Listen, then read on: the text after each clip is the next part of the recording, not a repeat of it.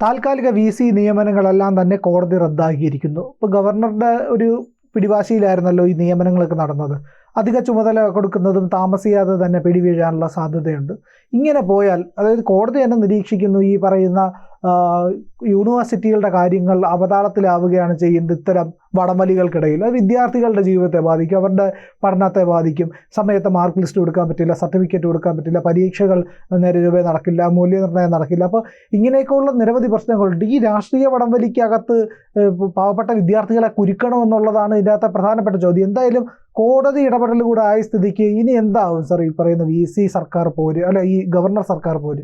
കേരളത്തിലെ ഉന്നത വിദ്യാഭ്യാസ രംഗം വളരെ മോശമായിട്ടുള്ള രീതിയിലേക്ക് മാറുന്നതിന് അധികാര തർക്കവും അധികാര വടംവലിയും കാരണമായിട്ടുണ്ട്. ഇതിലാർക്കും സംശയമുണ്ട് എന്നെനിക്ക് തോന്നുന്നില്ല. ഇതിൻ്റെ തുടക്കക്കാരൻ മുഹമ്മദ് ആരിഫായിരുന്നു.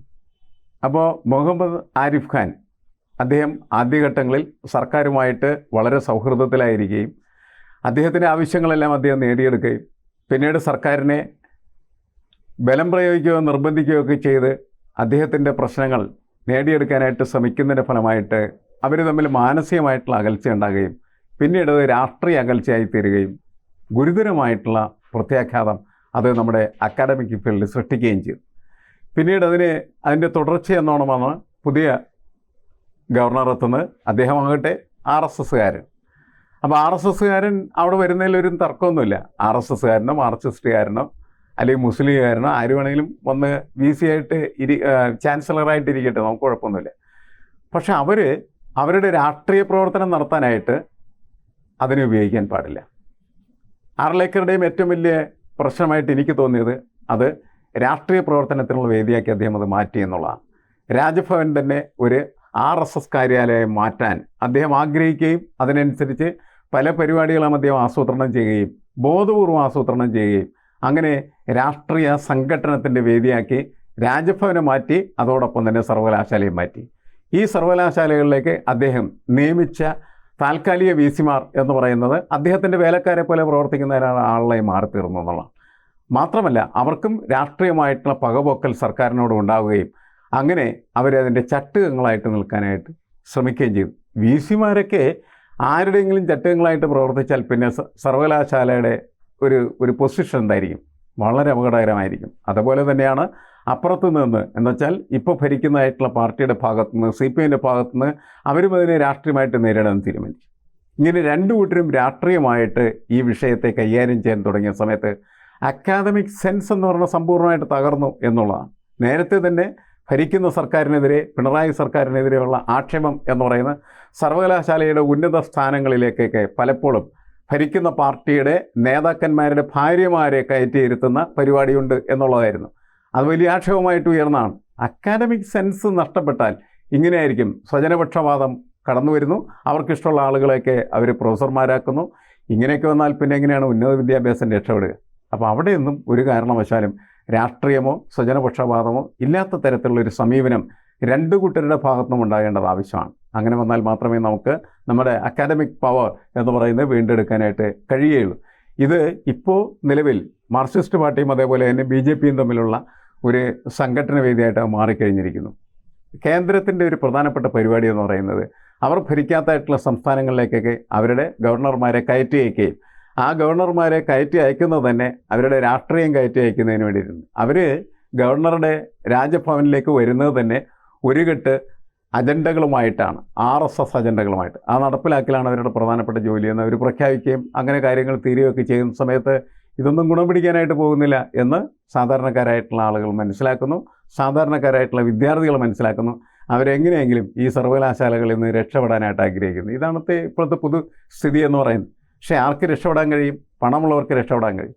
സാധാരണക്കാരായിട്ടുള്ള വിദ്യാർത്ഥികൾ ഇതിൽ പെട്ടുപോകുന്ന സ്ഥിതി വരും.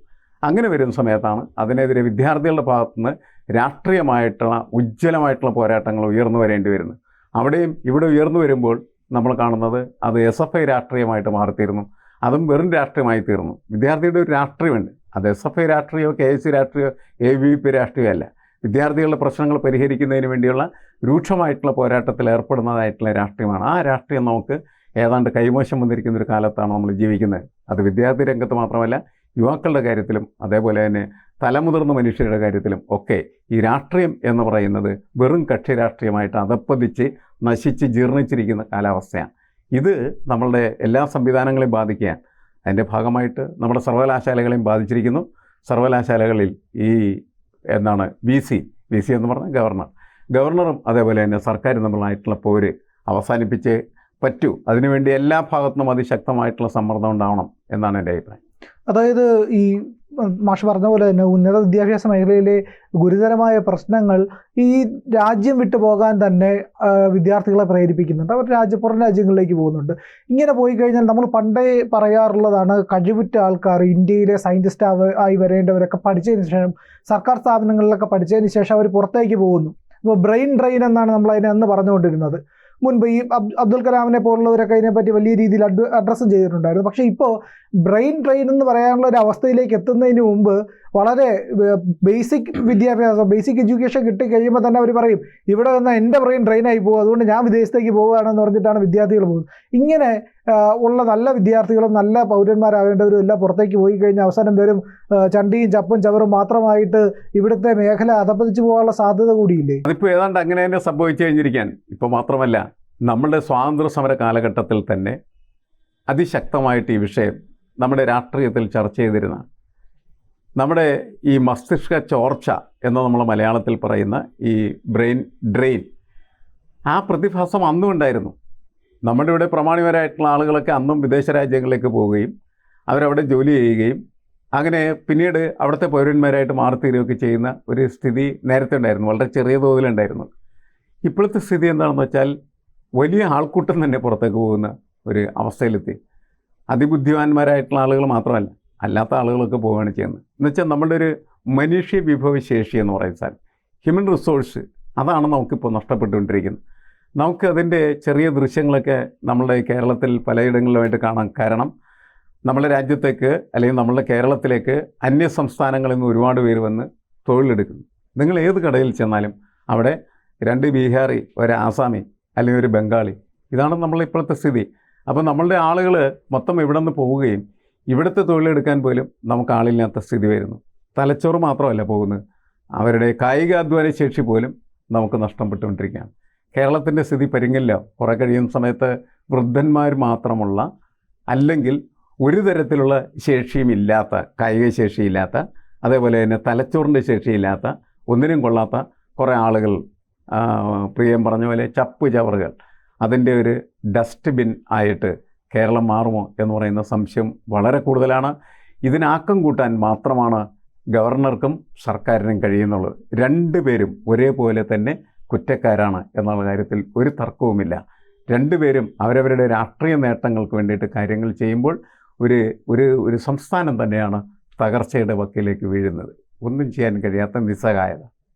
കൂടുതൽ വാർത്തകളും വിശേഷങ്ങളും നിങ്ങളിലേക്ക് എത്താൻ ABC മലയാളം സബ്സ്ക്രൈബ് ചെയ്യുക, ബെൽ ബട്ടണും അമർത്തുക.